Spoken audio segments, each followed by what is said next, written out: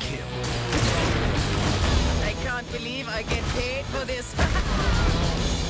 So Dirty Bomb is a shooter. I know this much. Yes, it is. Congratulations. Good, I got it right. Not many shooters. It's a fairly, minuscule genre. You know, it's up and coming. May achieve prominence one day in the video game industry, but right now it's very small. So something like Dirty Bomb, you know, of course everyone's going to hear about this. Or is it perhaps the opposite? What is Dirty Bomb doing to differentiate itself from other huge shooters? Just gonna cut right to the chase, aren't you? You're like, I don't even want to know about this game. Just tell me how it's different. Well, so Splash Damage has a long history in the shooter genre. Yes, there are lots of shooters out there. And in the free-to-play market, shooters are becoming even more popular. So Splash Damage, you guys might know from Enemy Territory. They've done lots of work with id in the past, and they also put out a recent console release called Brink, which I personally liked, but I know a lot of people had a lot of problems with it. So Dirty Bomb has been in development for a little while. It was briefly called Extraction, and then they went back to Dirty Bomb because, quite frankly, it's a way better name than Extraction was.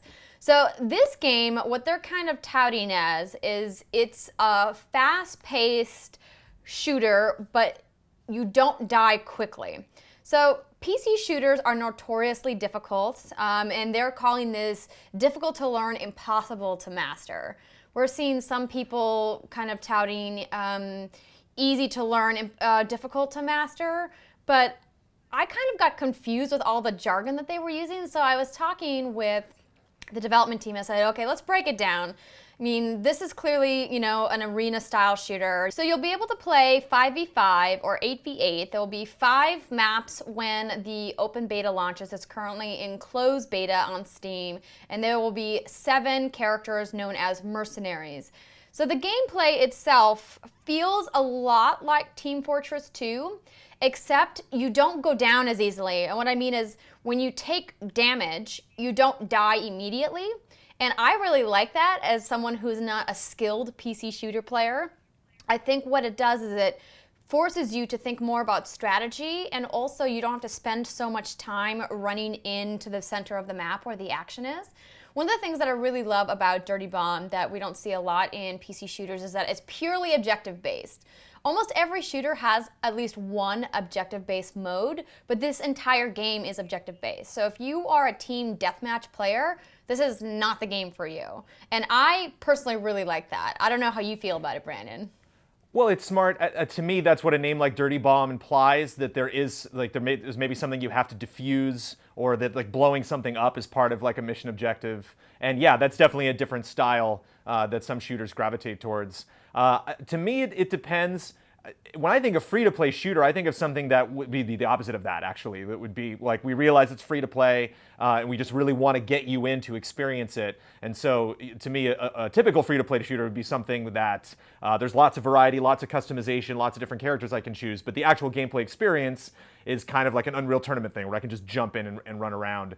So maybe a free-to-play objective-based thing is kind of a tall order, because you might get people just jumping into the game, not really knowing what they're doing. And I question if, like, teamwork would be the order of the day if you have a lot of people that are just starting to play the game for the first time.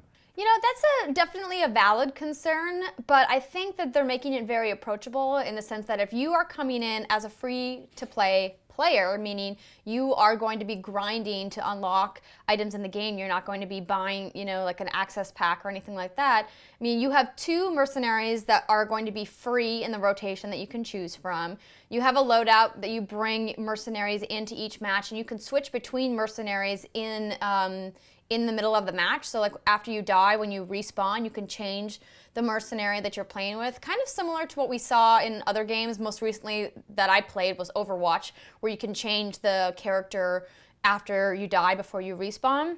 But here you have a limited amount of characters you bring into each match. And then each of those characters has 2 weapons, so you don't have to learn like a wide variety of weapons. And each of them have 1 or, depending on which character they are, 2 abilities. Some of my favorite characters that I played were a variety of classes. Now, they aren't calling it a class-based shooter, but it essentially is a class-based shooter because you have like your medics, your engineers, your assaults, and when you're calling out to your teammates, we were like, oh, who's the medic on the team, or who's going to be the engineer? So while there are not defined classes, it kind of still operates as a class-based shooter. One of my favorite characters was a female German character named Nader, because her ability is to use a grenade launcher. So you can shoot off one frag grenade, or if you wait for the ability to kick in, you can get a grenade launcher that lets you shoot 4 grenades, which is really awesome. And she also has an ability called Martyrdom that when you die, you can hit your ability and it will explode all of the ammunition you have on you, so essentially killing anybody in the nearby vicinity, which is a really fun character to play. They have a really cool engineer-type character named Bushwhack who has a turret ability. I love me a good turret. They're always really fun, and especially in objective-based gameplay when you're trying to either protect or attack a certain location on the map, turrets are really fun. I really was happy to see the diversity in their character list. We only saw 3 females to about 10 males in the selection that we had at the preview event that I was at, but the team told me that when the game eventually goes public, that they hope to have 1-to-1 male to female ratios in their characters, which I was really happy to hear. Well, you got to get all the ladies playing Dirty Bomb, Andrea, to try to like enforce that, to get the movement going. But no, but that's really great. That's interesting that is something that they addressed, especially since, I mean, it sounds like kind of an outlandish game. Like from the trailers that I've seen of Dirty Bomb, they definitely have a humorous approach to how they sell the game and how they're setting up the gameplay options. So it's not something as like zany and supernatural as like an Overwatch or a Battleborn. Is that the other game I'm thinking of? The other hero-based shooter? They did take a lot of inspiration from MOBAs, but this is very much in the kind of like post-apocalyptic realm versus the supernatural. So it's set in London in the year 2020 after, a bomb attack has kind of poisoned the city of London, and you're playing as a band of mercenaries who are picking up odd jobs, defending these objectives or attacking these objectives to earn credits and money because, you're so badass that you can brave the, radiation to go out and earn some money. It's a really kind of cheeky story. There's not like, I didn't get to see a lot of the back-end narrative, but we did get to see some bios for some of the characters, and they do seem like they have a lot of personality. Some of the VO lines were really cheeky. There's a whole list of different lines that you can use while you're playing in each of the rounds, which I thought was kind of fun. But yeah, I mean, when you're talking about a free-to-play game, I think the strength of a free-to-play game is the strength of each of its individual characters, because how you can convince the consumer to come back and keep spending money is to say, hey, look at how cool this one character is. You want to attach to that character and buy all of their skins or get all of their unlocks. And in this particular game, not only can you do that, but they have these things called cases that kind of function. I mean, I know some other games have done this, but the one that I'm thinking of that I played a lot of was Mass Effect 3 multiplayer. Did you play that? I did not. So in that situation, you could spend credits in-game to get these blind packs that included, weapons and consumables and things like that, and it's the same here. So what you earn is loadout cards, and each of these loadout cards has a different class, starting at lead, then working up through iron, bronze, silver, and gold, and each of them has different abilities that are attached to the card and different weapons and upgrades for each character that get better the higher level you get. But my big problem with these is that they're blind cards, and whenever you're spending any kind of in-game currency that you can buy with real-world currency and it's a blind pack, I just have a problem with that. Were you a guy that liked blind packs? I hate them, personally.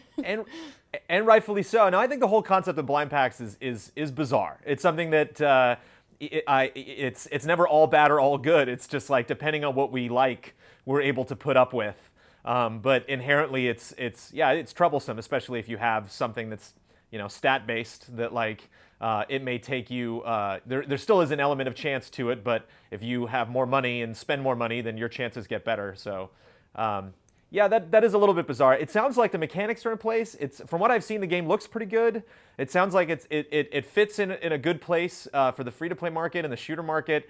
It's just, like you're kind of getting to now, how the grind works, how the payment structure works, and whether fans really like the class structure and these characters, and if they're willing to spend a lot of time with the game to warrant grinding without dumping all this money into it. And I guess we won't really know until the game comes out. Do we know when we're getting this? So it's still in closed beta. They didn't give me a time frame as to when it's going into open beta, but they did say that they're going to be widening the pool of players in the closed beta by giving out beta keys, and we'll have a few to give away on GT. But they didn't give me any specifics, but they did say that they're still working on balancing. They're still working on the in-game monetization, figuring out, what people are willing to pay for, how much they can, make it cost, and balancing it out. These blind packs you can combine and trade them up. So let's say I get, like a bunch of low-level packs that I don't want or need for a character that I don't like playing with. You can trade them back in to smart. get new cards, which is great. We had kind of asked them, hey, it would be great if I could trade them with my friends. Is that something that you guys have considered?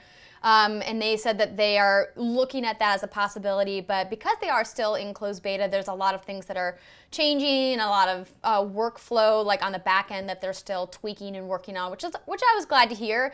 I mean, they were very open and honest about some of their weaknesses. I mean, I've talked to them about Brink specifically because I really liked Brink.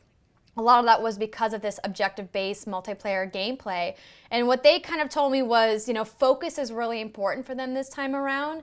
They were perhaps too ambitious with what they were trying to do in the past, and they really want to make sure with Dirty Bomb that they're taking a couple things and really honing in on doing them really well instead of trying to do too many things at once, which I was really happy to hear. Yeah, it sounds like a very specific approach. It sounds like a game that knows what it is. And like I was saying, it's just a question of if it's worth the time or the money or both that you invest in it. So, well, I mean, I'm looking forward to... it's free, right? So you can try it for free without any, kind of obligation to pay for anything. And I will say, as somebody who struggles with, PvP, particularly with PC shooters, I had a really great time playing when I was at the event, and I'm really excited to check out more, and hopefully they'll be adding more modes and more mercenaries down the line, which of course they said they have, but sooner than later is what I meant to say. Well, I'm excited to check it out after you check it out for another time, so thank you for checking it out this time. It sounds cool. You're welcome.